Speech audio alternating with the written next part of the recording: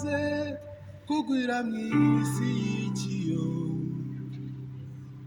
gihe barushaho kuba babi mu maso Imana iravuga iti umwuka wanjye ntazahora aruhanya n'abantu, kuko hari abantu b'umubiri kandi kwibwira ko mu mutima wabo ni kubiteka.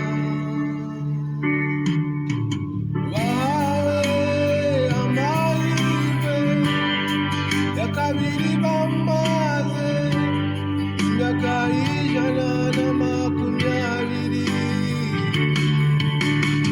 ariko bakomeza kwinangira kugeza aho umwuzure waje ukabarimbura bose.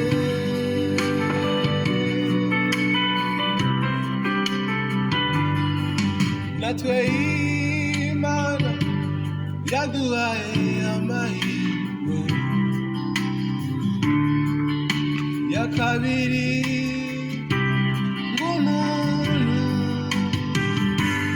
wumva imiburo wakihana azarokoke. Kurimbuka kugiye kuzavuba, none rero mwene data gira bwangu wihane,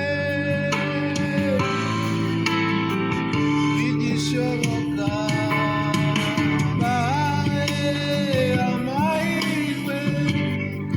Kabiri bamaze imyaka 120.